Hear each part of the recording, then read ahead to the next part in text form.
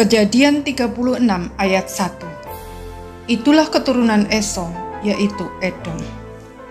Esau, jika dipandang dari kacamata manusia, adalah orang baik, bahkan bisa dikatakan lebih baik dari Yakub.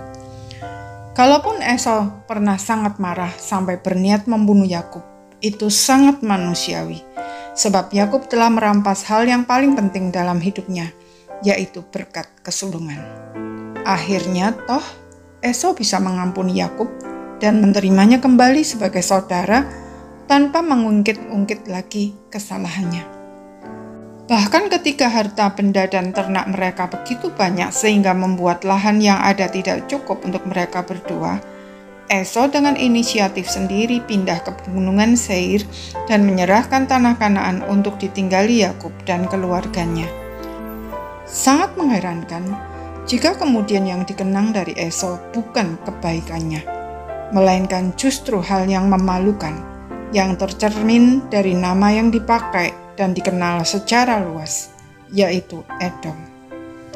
Edom mengingatkan kepada peristiwa ketika dia dengan mudahnya menjual hak kesulungannya demi sepiring makanan. Ibrani 12 ayat 16-17 bahkan berkata dengan keras, "Janganlah ada orang yang menjadi cabul atau yang mempunyai nafsu yang rendah seperti Esau, yang menjual hak kesulungannya untuk sepiring makanan. Sebab kamu tahu bahwa kemudian ketika ia hendak menerima berkat itu, ia ditolak, sebab ia tidak beroleh kesempatan untuk memperbaiki kesalahannya, sekalipun ia mencarinya dengan mencucurkan air mata." Dengan kata lain, perjanjian baru memandang Esau sebagai orang yang tidak beriman. Karena hak kesulungan bagi keturunan Abraham berhubungan dengan janji kedatangan Mesias.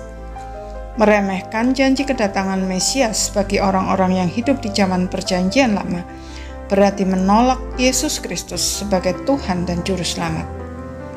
Bagi orang yang tidak beriman, perbuatan sebaik apapun tidak ada artinya, apalagi untuk menutupi dosanya. Jelas tidak mungkin. Itulah sebabnya yang dikenang dari Esau bukan kebaikannya, melainkan dosanya. Sangat berbeda dengan Yakub. Yakub bukan orang baik, seorang yang licik, suka memanfaatkan kesempatan dalam kesempitan orang lain, dan seorang penipu. Namun Yakub percaya kepada janji Mesias, bahkan sangat merindukannya dan berusaha keras untuk mendapatkannya, walaupun caranya salah. Untuk caranya yang salah itu, dia sudah menerima konsekuensinya. Tetapi yang jelas, sejak perjumpaannya dengan Tuhan yang menyatakan diri dalam wujud seorang laki-laki di tepi sungai Yabok, Yakub bertobat dan hidupnya diubahkan, ditandai dengan perubahan nama Yakub si penipu menjadi Israel, sang pemenang. Dengan kata lain, Yakub adalah seorang yang beriman kepada Kristus dan hidup dalam pertobatan. Darah Kristus menghapus dosanya dan memuliakannya dengan kehormatan yang tidak ada taranya. Itulah sebabnya yang dikenang dari hidup Yakub bukan dosanya, tetapi relasinya dengan Allah. Allah rela menyebut dirinya sebagai Allah Abraham, Allah Ishak, dan Allah Yakub. Sebuah kehormatan yang tidak ada taranya.